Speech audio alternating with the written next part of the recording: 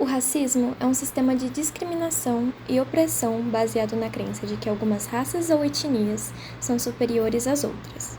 Essa forma de preconceito tem raízes históricas profundas e se manifesta de diversas formas, como o preconceito individual, desigualdades sociais, exclusão de oportunidades e violência institucional. Historicamente, o racismo foi usado para justificar a colonização, a escravidão e políticas de segregação que marginalizavam grupos inteiros de pessoas, como negros, indígenas e outras comunidades racializadas. Isso criou desigualdades estruturais que permanecem até hoje em diferentes sociedades, afetando o acesso a direitos básicos como educação, saúde e oportunidades de trabalho. O racismo estrutural refere-se à forma como o racismo está embutido nas estruturas sociais, políticas, econômicas e culturais de uma sociedade. Ele vai além das atitudes individuais de preconceito e se manifesta em sistemas e práticas que perpetuam desigualdades e discriminações contra determinados grupos raciais, especialmente aqueles historicamente marginalizados. É a herança discriminatória da escravidão, com base na ideia de inferioridade dos negros e indígenas que foram transmitidas.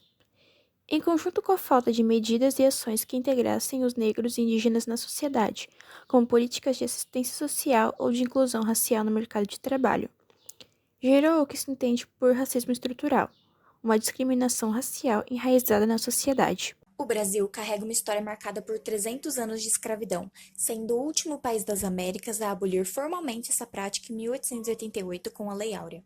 No entanto, a abolição foi feita sem políticas inclusivas para integrar negros e indígenas à sociedade, deixando-os sem acesso a emprego, educação e moradia.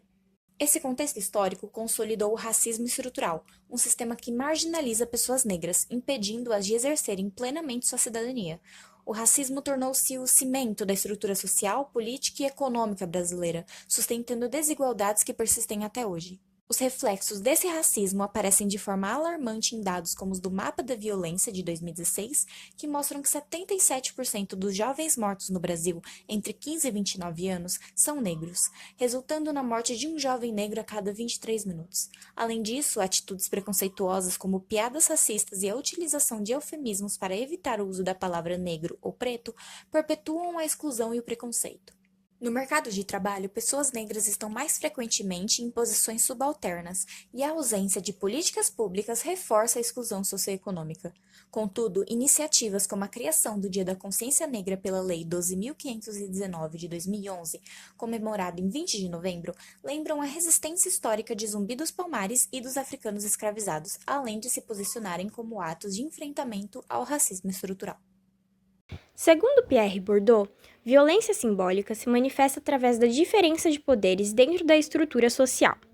É uma violência invisível, que ocorre por meios simbólicos de comunicação e conhecimento, o que resulta em uma dominação, onde o dominado também é um cúmplice por conta da realidade e a estrutura da sociedade. A classe dominante impõe sua cultura somente como a correta, e assim mantém o poder socioeconômico sob seu domínio. Quando é dito, por exemplo, que homens negros são mais viris e masculinos, isso se propaga como sexualização extrema, traduzindo uma violência silenciosa que é facilmente replicada pelo conhecimento popular e a mídia, que transforma a visão do que é o homem preto em uma equivocada e desumana imagem. Outro exemplo é quando se é tido como verdade que comer sem talheres, uma invenção europeia, é sinônimo de falta de higiene. Essa imposição de uma verdade branca sobre as outras prejudica povos de cor que há milhares de séculos consomem seus alimentos com as próprias mãos, como os nativos brasileiros e o povo paquistanês e indiano, deformando sua cultura e os pintando como sujos. A violência simbólica e o racismo estrutural mantêm o mesmo pensamento, que é a supremacia de uma raça específica, de forma com que deixa as outras raças sem nenhum benefício ou privilégio. Como exemplo, o racismo estrutural é a forma que os atos racistas sejam tratados de forma comum, pois está tão internalizado na nossa sociedade que enfrentamos diversas frases e atos que as pessoas usam como forma de expressão ou opinião, mas não se passa de preconceito racial. Atos como afirmarem que as pessoas pretas são mais preguiçosas, mulheres negras são mais raivosas e barraqueiras, ou frases como denegrir, mercado negro e a coisa tá preta como forma de transcrever a situação que está ruim, são muito utilizadas há tempos dentro da nossa sociedade, que até se transformaram em frases comuns.